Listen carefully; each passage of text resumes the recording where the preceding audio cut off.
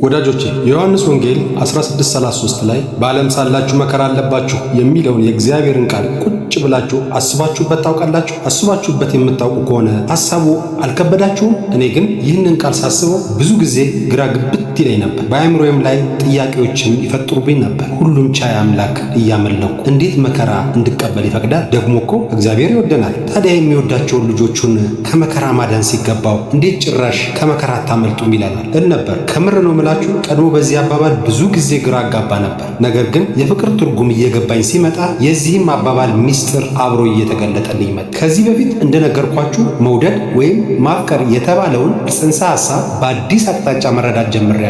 ይኸውም መውደድ ወይም ማፍቀር ማለት የሚሰማን ስሜት ሳይሆን መስዋዕትነት ከፍሎ ሌላውን ደስ ለማሰኘት ወይም ፈቃዱን ለመፈጸም የሚደረግ ውሳኔ ወይም ምርጫ መሆኑ ነው። እንግዲህ መስዋዕትነት ከፍሎ የምትለውን ሐረግ በደንብ አስምሩባት። መስዋዕትነት መክፈል ማለት ደግሞ ሁልጊዜ ደስ እያለን የምናደርገው ነገር አይደለም። ይልቁንም ምቾትን ቀንሶ አልፎ ተርፎ ነፍስን አሳልፎ በመስጠት የሚገለጥ ነገር ነው። ቅዱስ ቃሉ እግዚአብሔር አምላክን ውደድ ብሎ ሲያዘን ምቾቶቻችንን በመቀነስ የእሱን ፈቃድ ለመፈጸም መስዋዕትነት መክፈል እንዳለብን እያሳሰበን ነው። ባለፈው እንዳልኩት መስዋዕትነት ሳይከፈል የሚገለጥ መውደድም ሆነ ፍቅር እውነተኛ አይደለም። ወደ ዛሬው ሐሳቤ ስመለስ ደግሞ በዓለም ሳላችሁ መከራ አለባችሁ የሚለው ቃል የተነገረው እኛ ጌታ ሆይ እንወድሃለን ለምንል አማኞች ነው። እርሱ ደግሞ ከወደዳችሁኝ ትእዛዜን ወይም ፈቃዴን ፈጽሙ ብሎናል። ታዲያ በቋሚነት ፈቃዱን ሳይፈጽሙ ወይም ደጋግመው ኃጢአትን እየሰሩ ጌታ ሆይ እንደምንወድ ታውቃለህ ማለት ምን ይሉታል? አሁን እንደዚህ አይነት መውደድ አለ? ታዲያ የሚወደድ ከሆነ እሱን ደስ ለማሰኘት መስዋዕት መክፈሉ የታለ? ባይሆን እንኳን በስህተት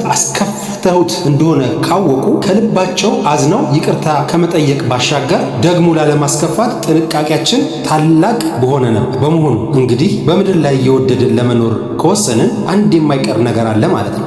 እሱን ደስ ለማሰኘት ወይም ኃጢአት ላለመስራት ዋጋ መክፈል። ይኸውም መከራ እየተቀበሉ ስጋንና ነፍስን እያስጨነቁ መኖር። በስጋ መከራን የተቀበለ ኃጢአት ትቷልና ይለናል ቅዱስ ቃሉ ይህንን ሐሳብ ሲያጠናክር በአንደኛ ጴጥሮስ ምዕራፍ 4 ቁጥር 1 ላይ። እንግዲህ እውነተኛ ክርስቲያን በስጋ ወይም በምድር ላይ በሚኖረው ሕይወት ለምን አልተመቸኝም ብሎ ከአምላኩ ጋር እየተሟገተ ከሆነ ራሱን መለስ ብሎ መመርመር ይኖርበታል ማለት ነው። ለዛሬ በዚህ ይብቃኝና በዚህ ሐሳብ ላይ ሐሳብ ካላችሁ አካፍሉ። መልካም ጊዜ